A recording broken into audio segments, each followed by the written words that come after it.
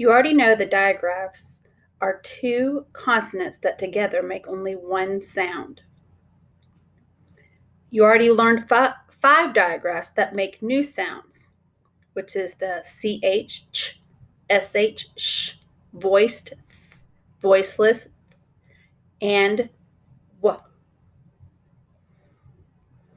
You also learned one digraph that is a new spelling for a sound that you already know. You can tell me which digraph that is. And that's PH, and it makes the F sound. In this lesson, you will learn four new digraphs, like the PH digraph. These digraphs are new ways to spell some sounds that you already know. The new digraphs are GN, KN, CK, and WR. You have already learned about the spelling of CK, but now you can recognize it as a digraph. These digraphs are art the same as the others. In each of the new digraphs, the first letter is silent.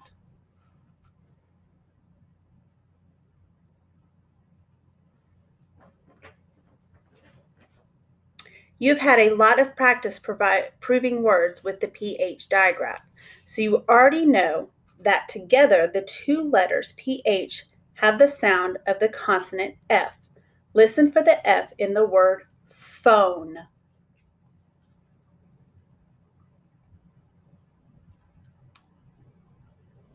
Okay, now you're going to arc your digraph, which is the PH. And you know that it makes an F sound, so you need to put an F there. Then you need to mark your vowels. And this is a vowel O, and that is the vowel E. Now we need to figure out if they are short, silent, or long sound, which short is a breve and a long sound you use a macaron.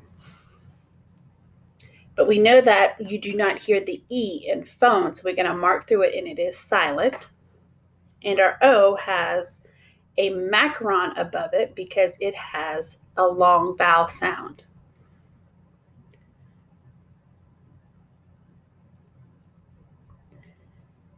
Now the first new digraph that we are going to learn is GN.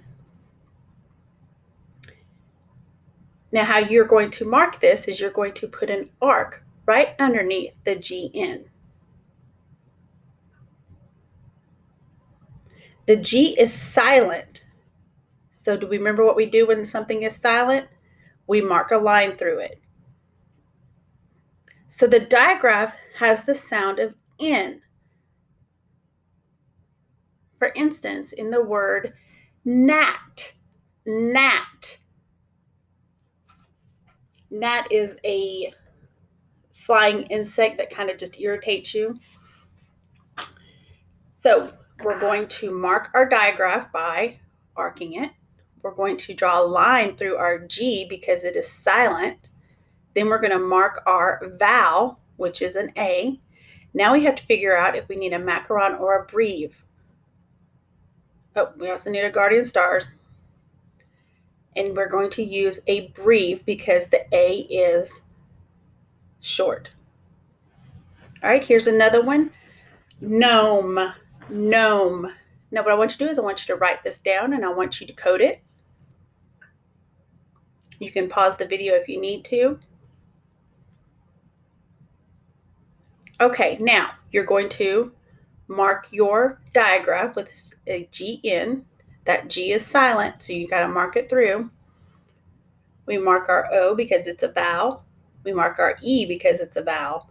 Gnome, gnome. Do we hear that E? No. We need to put a line through it.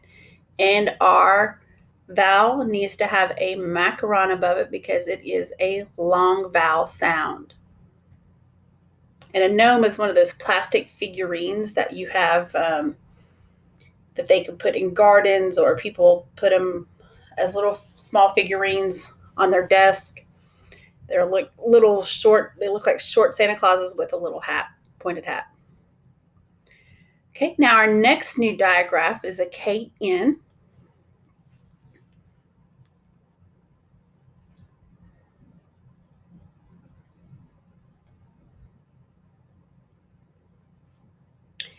And how we mark the KN is we use a arc. We're going to draw a line through the K because it's going to be silent, so it's going to also have an N sound.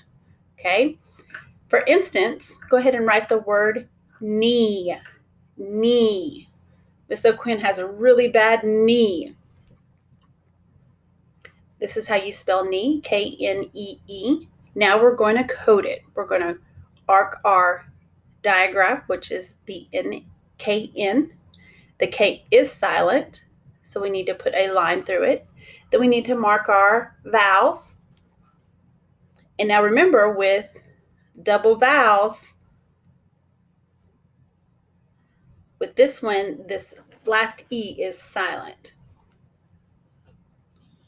And this one, we need to put a macaron above it because it is long. Ready to receive? Not. Not. He is going to tie a knot in his shoe.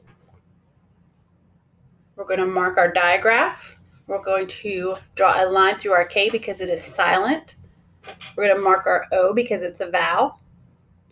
We put a guardian star on a T. That lets us know that that O needs to have a breve above it because it is short. Not. All right, now we're going to talk about the new digraph CK. Okay, CK.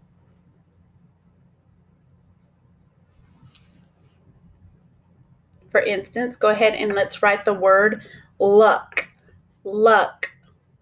He has such good luck on his test. It's spelled L-U-C-K.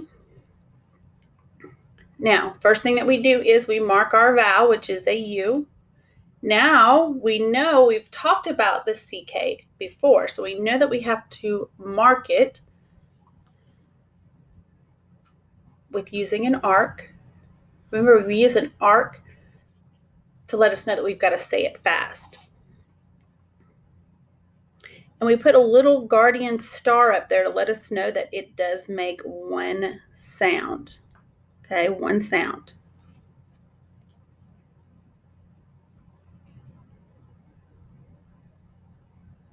We need to put a breve above our U to let us know that it is a short vowel sound.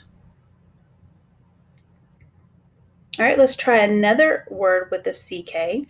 Ready to receive? Back. Back. You spell it B-A-C-K. Go ahead and mark your vowel. I'm going to put an arc by CK. We put a star above it to let us know that it makes one sound. And we put a breve above the A to let us know that the vowel is silent. Ready to receive? Truck. Truck. You're going to mark your TR because it is a R blend. You're going to mark your U because it's a vowel. Mark your CK because it's a digraph.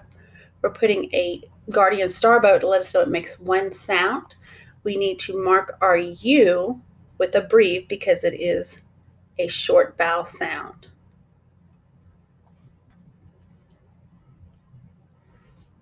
All right, now we're going to look at the final digraph for today, and it is a WR. This is the other digraph that we're going to talk about today, and it's the last one. So how we mark our digraph is we put an arc under WR, let us know we got to say it fast. And we need to put a line through that W to let us know that it is silent. So with the W silent and there's an R there, we know it's going to make an R sound. Okay, we're going to try a word. Ready to receive? Wrist. Wrist. He twisted his wrist playing baseball. And it is spelled W-R-I-S-T. First thing that we do is we're going to mark our digraph. We're going to put a line through W to let us know that it's silent. We're going to mark our vowel, which is an I. Then we're going to mark our ST because it's an S blend. We're going to put a guardian star above the T and the S. Then we have, the reason why we're putting guardian stars on the S and the T, and we only put one star on the CK, is because CK made one sound. You only hear that k sound. Truck, k. ST, you're going to hear both of those consonants, okay? You're going to hear wrist, hear that S and that T, so that's why the two guardian stars are there. Then you're going to mark your vowel with a breve to let you know that it is a short vowel sound. Ready to receive? Right, right. He needs to write his name on the board. You're going to code it by putting an arc under your digraph, WR. You put your line through the W to let you know that it is silent. We need to mark our vowel I. We need to mark our vowel E. Right. Do you hear that E? No, it is also silent. Then we put a macaron above our I to let us know that it is long vowel sound.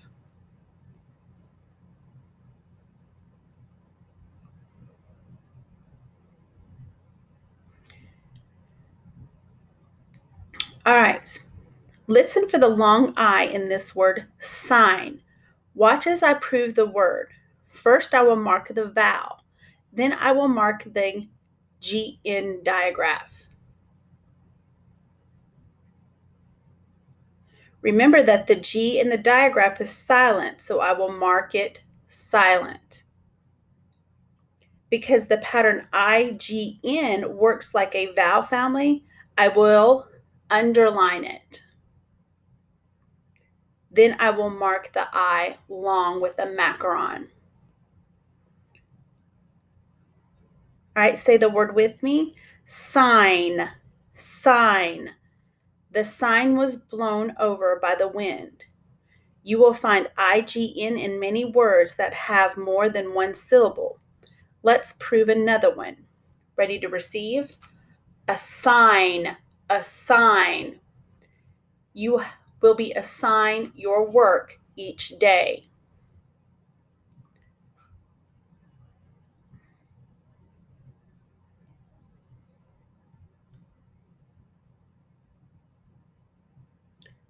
What will we mark under the word?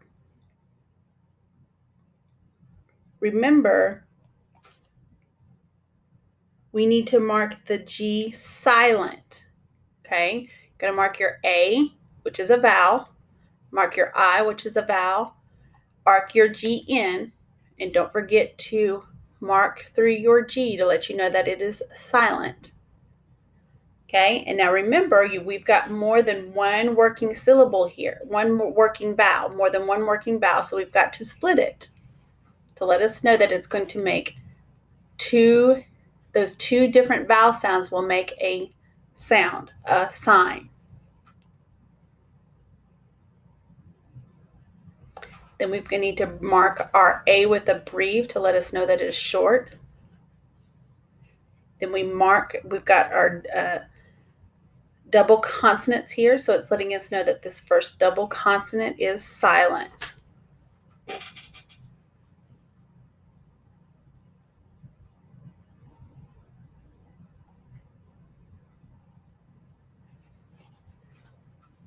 Now we need to mark our A with a schwa because it makes that sound. And then we need to underline IGN because it's got that special combination.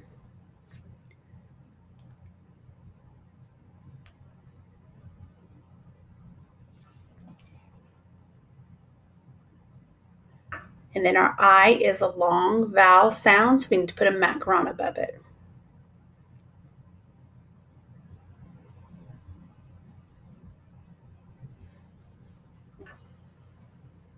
All right, so what you're going to do is you're going to go and write down. You can go ahead and pause this, right? And this is your assignment.